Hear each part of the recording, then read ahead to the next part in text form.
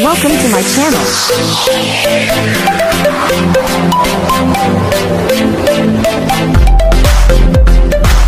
Hello everyone! Welcome back again to my channel. So mga kasukay, mga kalingap, isang mapagpalang araw na muli sa ating lahat. So for today's vlog, eto, pag-usapan natin itong na-vlog ni JP Alivio Vlog. No? Suportahan po natin siya, mga kasukay, mga kalingap.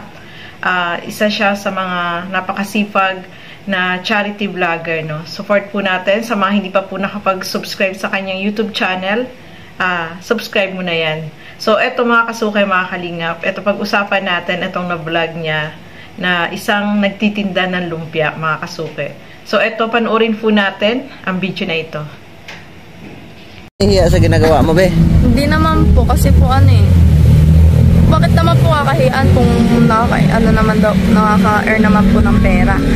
Tsaka po, dapat po di kinakahian yung mga ganyan dahil po, kailangan din natin yan sa buhay. Kailangan po magtinda. Grabe, no? Siguro na ang galing mo magpalaki ng kasi napasunod mo talaga siya sa noon, sir, yan 4 na taon pa lang. Talagang pupungas-pungas pa, sinasama ko na. Hindi ko naman kasi pwedeng iwanan dahil walang kasama. Babae pa naman. Kaya, pag nakapagtinda na po kami, inuuna po namin yung sa airport. Pag nakapabalik na po kami, sabi niya, Nay, may pambili na tayong bigas. Sabi ko, tara, muwi na tayo, masakit na pa ako, sabi niya. Pagdating niya sa bahay, hindi magtagal, sir, nakita mo, nakangangatulog sa pagod. Pero believe ako sa'yo, be, ha? Talagang pati bagoong, naglalako ka.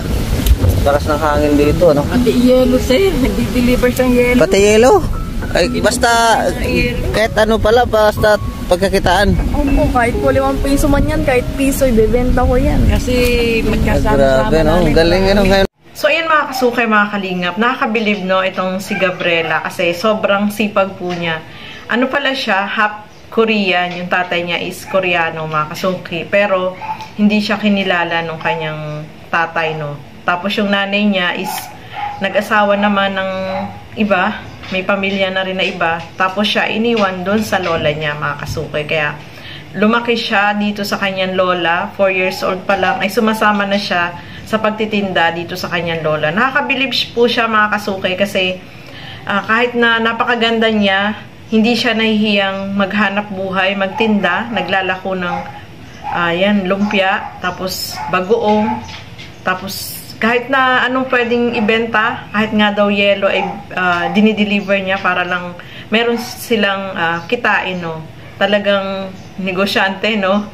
Mahilig siya magtinda. Pagdating ng araw, malay mo maging businesswoman siya, mga kasukay. Pero kahit na hirap sa buhay ay ayan, silang dalawang magkasama ng kanyang lola na maghanap buhay, mga kasukay, mga kalingap. So, nakakabilib po siya, no?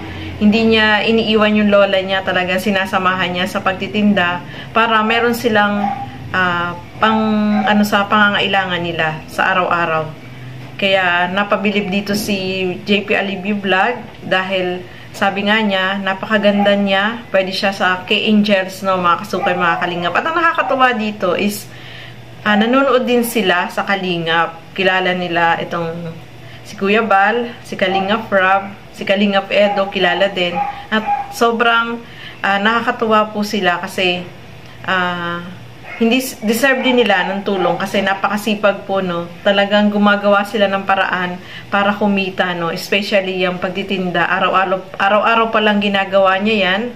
Kahit na may pasok, halimbawa pang hapon yung pasok niya sa umaga, nagtitinda pa rin siya. Tapos, nagdadala din siya ng mga paninda sa school. Grabe, no? Nakakabilib po siya, mga kasukay. Napakasipag niya. Kahit na napakaganda niya, pwede siyang maging K-Angels. Is talaga nagsusumika para tulungan yung kanyang lola, mga kasukay. Kaya nakakabilib, no?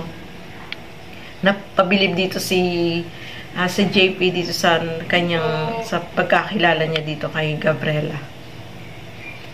Mga kasukay, mga kalingap, sana mabalikan muli ito ni JP, no?